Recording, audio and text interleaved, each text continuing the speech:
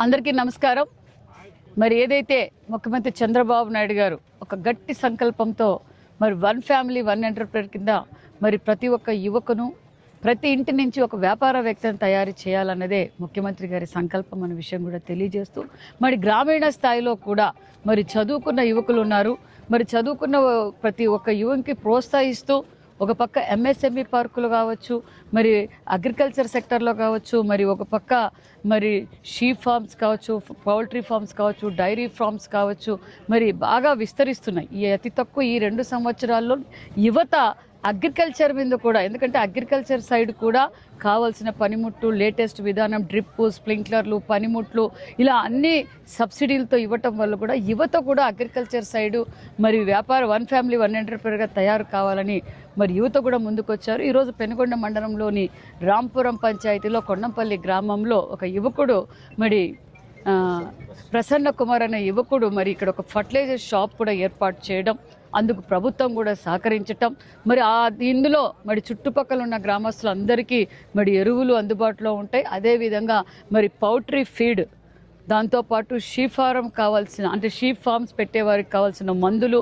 పౌల్ట్రీకి కావాల్సిన మందులు, రైతన్నులకు కావాల్సిన మరి మందులు కూడా ఇక్కడ అన్నీ దొరుకుతున్నాయి. మరి ఇలాంటి వారు మరింత కొంతమంది తనను ఆదర్శవంతంగా తీసుకొని యువత మరి తన సొంత ఊరిలో మరి సొంత కుటుంబ సభ్యులతో మరి ఉంటూ వ్యాపారం చేస్తూ నలుగురికి ఉపాధి కల్పిస్తున్నందుకు కూడా వారికి కూడా ప్రత్యేకమైన ధన్యవాదాలు కూడా తెలియజేస్తూ మరి ప్రతి ఒక్కరూ వన్ ఫ్యామిలీ వన్ ఎంటర్ప్రైనర్గా తయారు కావటానికి ముందుకు రావాలి. మేము ముందుకు వస్తే మేము సహకరించడానికి కూడా ముందున్నామన్న విషయం కూడా తెలియజేస్తున్నాం.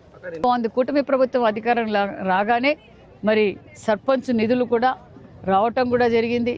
మరి ఎక్కడికక్కడ అభివృద్ధి కార్యక్రమాలు కూడా జరుగుతున్నాయి. మనకి మొన్నటి రోజున అవార్డ్స్ రావడం కూడా జరిగింది. మరి ఇదే వైసీపీ సర్పంచులు మరి సర్పంచ్ ఎలక్షన్లలో జరగకుండా, నామినేషన్లు వేయకుండా ఏదో ఈ రాష్ట్రాన్ని మేము అభివృద్ధి చేసేస్తాం, గ్రామీణ స్థాయి నుంచి మేము కనీ విని విధంగా ఒక్క అవకాశం మాకు ఇచ్చారు మరి అని చెప్పి వారి నాయకుడు జగన్మోహన్ రెడ్డి గారు సర్పంచులను గెలిపించిన తర్వాత, అంటే గెలిపించిన దౌర్జన్యంగా గెలిచాక మరి అభివృద్ధి చేసింది ఏమీ లేదు. కొంతమంది సర్పంచులు ఉరేసుకున్నారు, కొంతమంది సర్పంచులు ఇతర రాష్ట్రాలకు వలసపోయారు. ఎందుకంటే ఇక్కడేమో గ్రామస్తులేమో సర్పంచు అంటారు.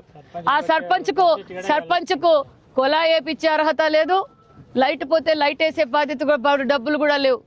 ఏం చేస్తాడు సర్పంచ్?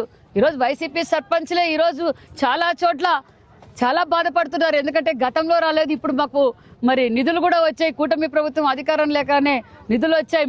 మేము అధికారంలో ఉన్నప్పుడు జగన్ అనే గద్ద దాన్ని కూడా తన్నుకుపోయింది, కరెంటు బిల్లులు కట్టక అది నిలిచిపోయింది.